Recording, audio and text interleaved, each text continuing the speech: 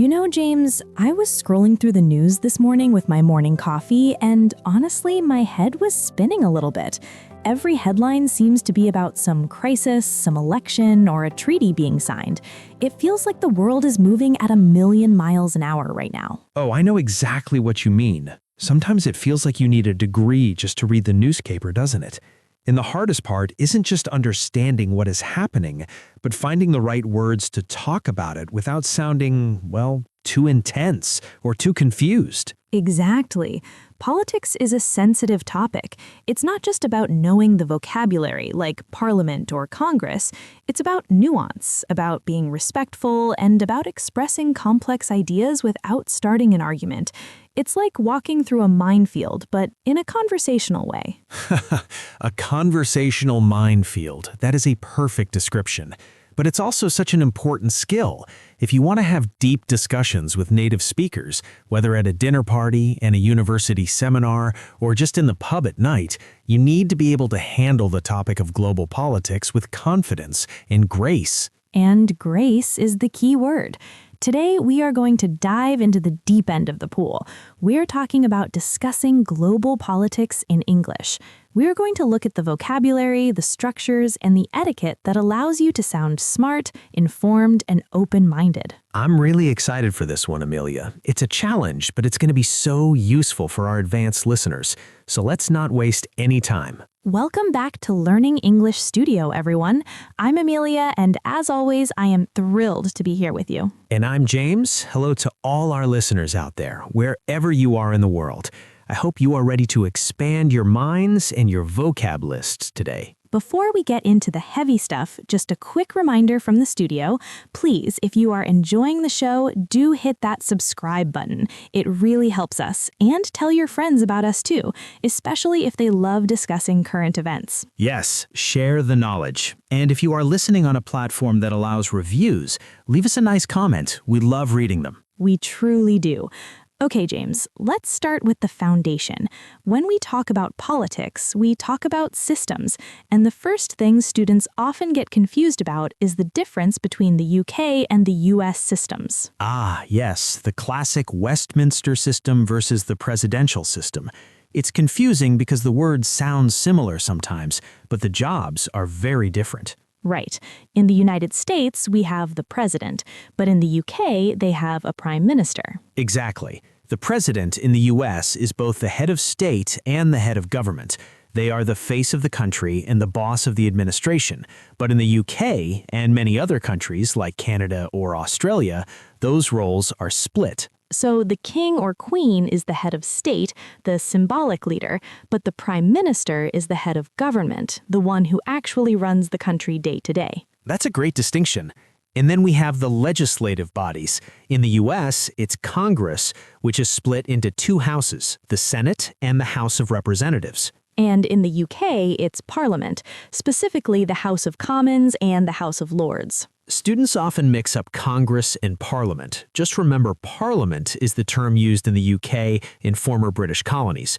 Congress is specifically the US. And don't forget the verbs. We elect a parliament or a congress, but we usually say a government is formed. The new government was formed last week. Formed is a great word. It sounds very formal. Now let's talk about the people involved. We have politicians, but what about the specific roles? Well, you have your MPs in the UK, members of parliament. In the US, you have senators and congressmen or congresswomen. And collectively, we often call them lawmakers or legislators. Or, if we are being a bit slangy or critical, politicians. Ha! Politician can sometimes sound a bit negative, can't it? Like someone who just says what people want to hear. It can. So you might hear people say, he's a real statesman. That's a compliment. It means someone who has strong principles and acts for the good of the country. Statesman versus politician. That's a high-level distinction. Now let's look at the actions. What do these people do? They campaign before an election. That means they try to get votes. Right. They hold rallies, they give speeches, and they run ads. Once elected, they might govern. That is the verb, to govern. They pass legislation or pass laws. Sometimes they ratify a treaty. That's a fancy word for agreeing to a deal between countries. Or they might veto a bill.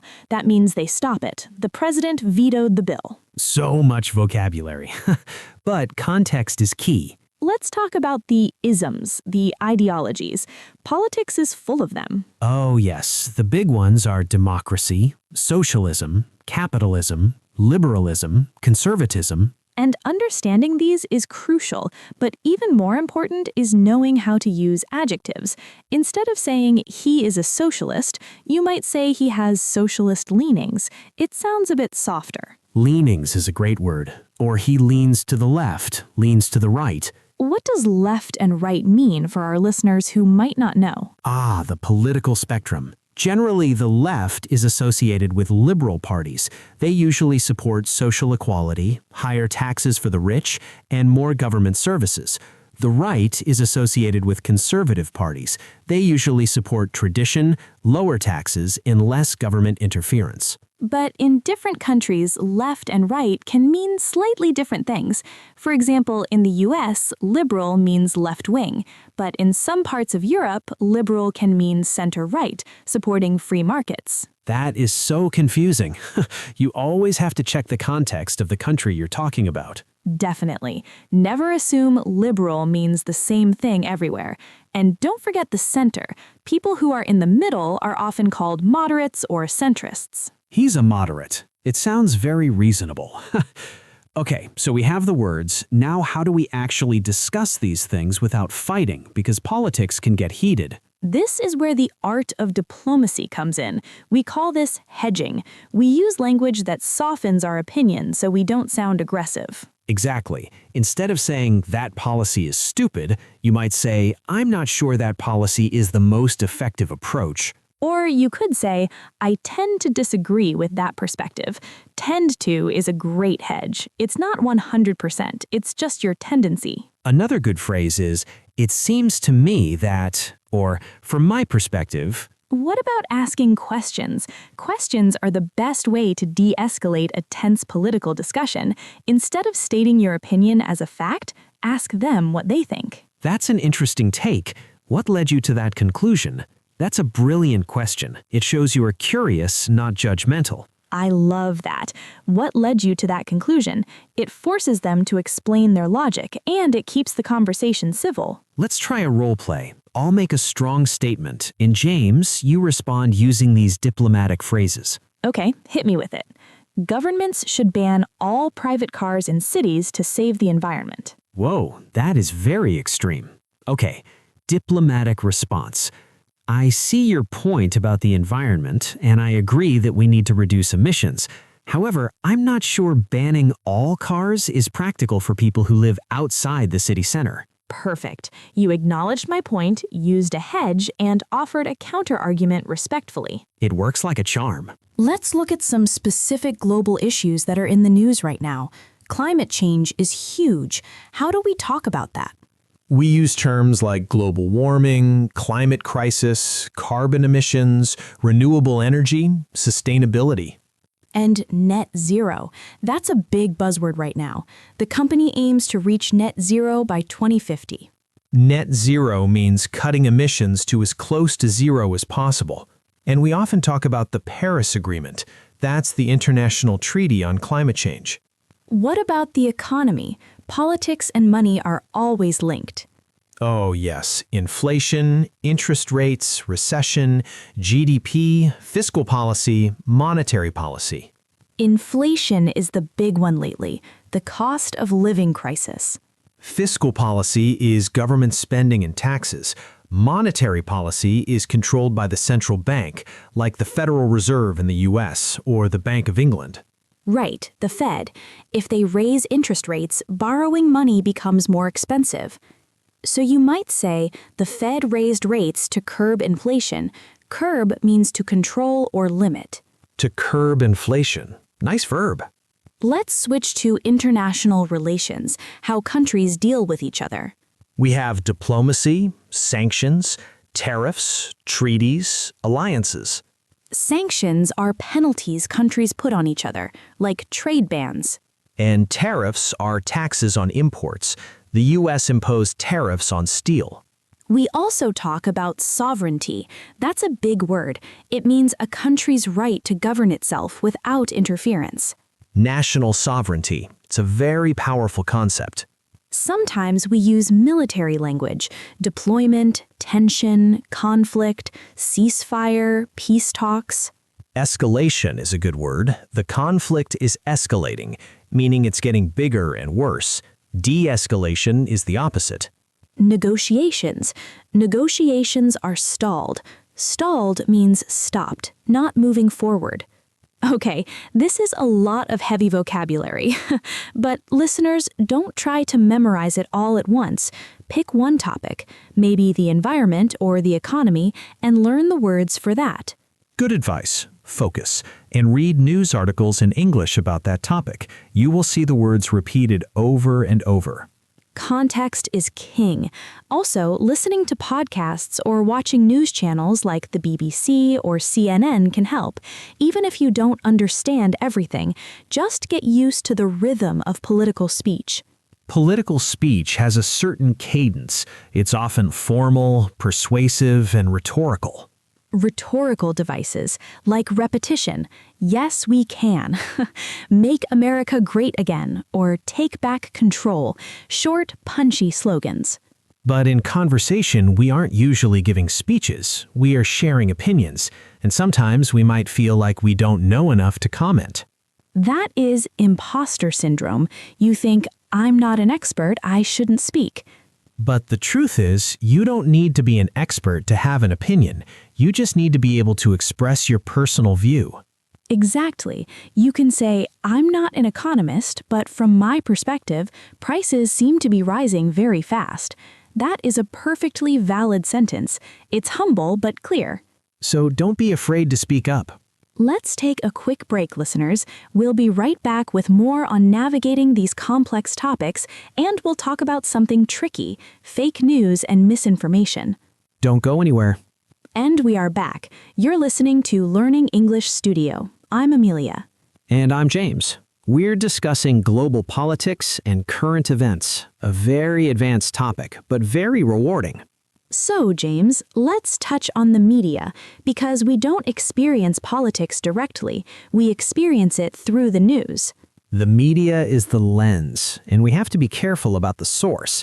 We talk about mainstream media, left-wing media, right-wing media, independent media.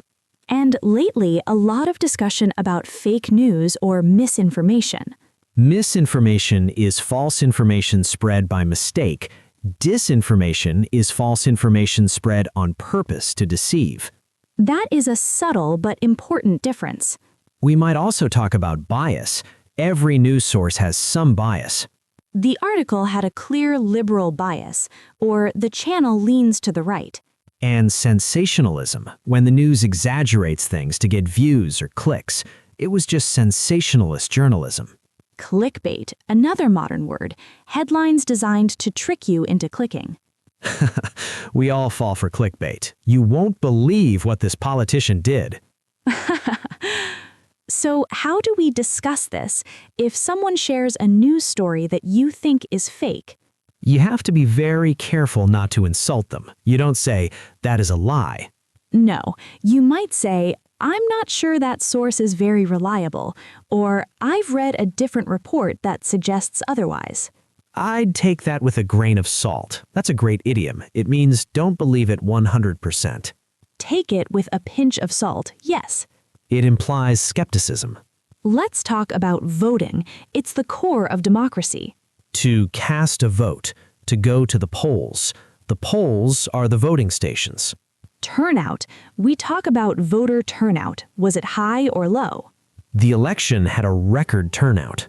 We also talk about the ballot, paper ballots versus electronic voting. And campaigning. Canvassing is when volunteers go door to door to talk to voters. Swing states or swing voters.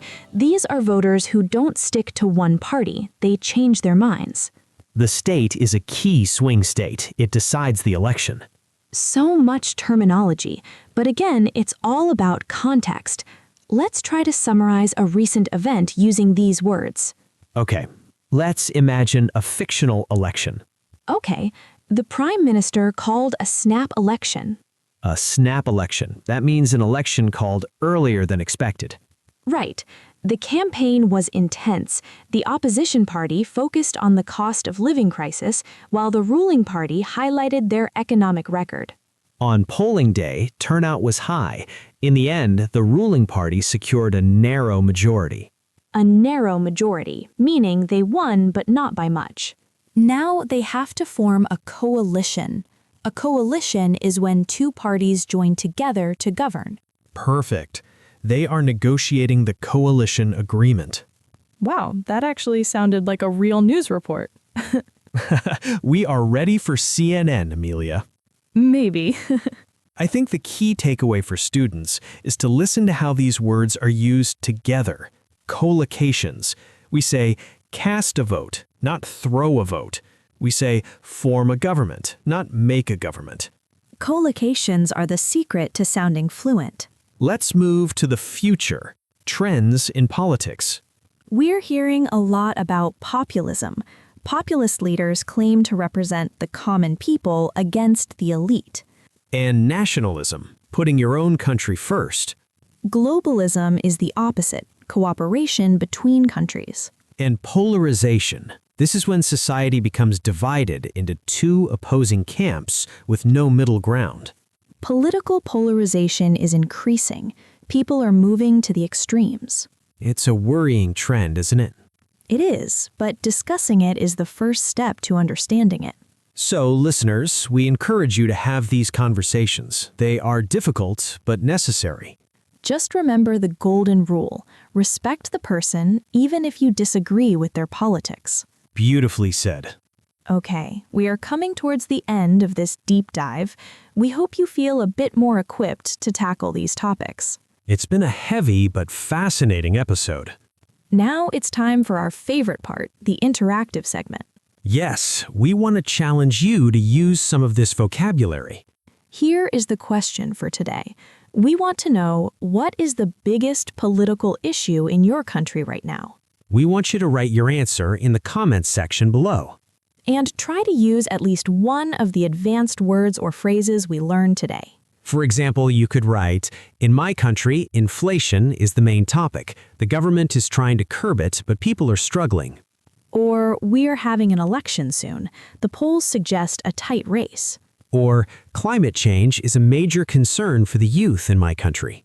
Don't be shy. Write a short paragraph and read other people's comments. It's a great way to see different perspectives from around the world. And if you see a mistake, be nice. We're all learning. Exactly. Also, we have a poll question for you. A bit of fun. Ooh, what's the poll? The poll is, do you enjoy discussing politics? Option A, yes, I love a good debate. Option B, no, it stresses me out. Option C, only with close friends. I think I am option C. I think I am option A. I like a debate. Tell us in the comments, A, B, or C. And don't forget the emojis. Use the globe emoji, the ballot box, or the flag of your country. Make it colorful. Thank you so much for listening, everyone. We know this was a tough topic, but you did great.